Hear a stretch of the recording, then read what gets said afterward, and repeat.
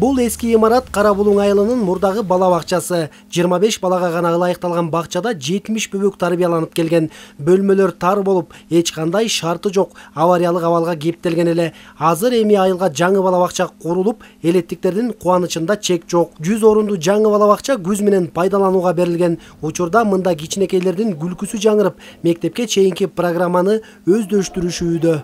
Мына бул садик жактыбы сага? Эмнеси жакты? Oyuncakları, eşikteki oynayan yeri, kozken, jarkken, çoğ eken.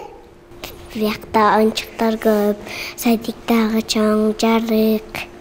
Bu jaktanda öyrendin mi? Ova. Kaysarda öyrendin? Bildin be bildigin, namuska bek saktaymun. Eneke ak sütüңdü, el korgop men aktaymun.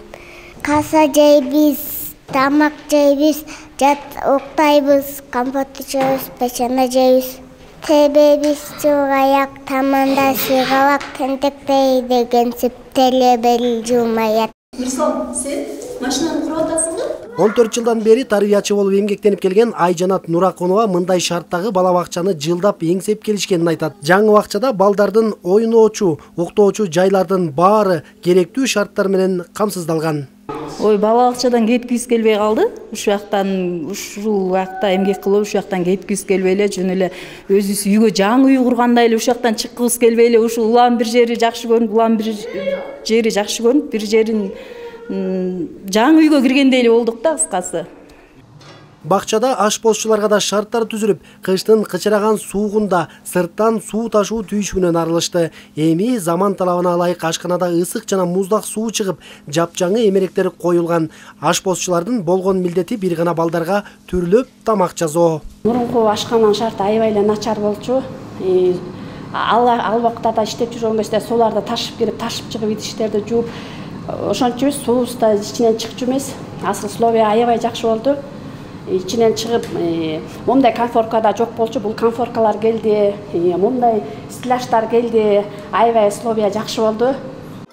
Кара булуңдуктарды кубандырып жаткан бул бакча өлкө башчысынын жеке тапшырмасы менен курулду. Себеби 2021-жылы Садыр Жапаров ат башы жергесинде эл менен жолукканда айыл эли дал ушул бала бакча маселесин көтөрүп, анын эскилиги жеткенин айтып, жаңысын куруп берүүнү суранган. Көп күттүрбөй курулуш иштери башталып, 54 миллион сомдон ашык каражатка заманбап бакча салынып, элеттиктерге белек болду.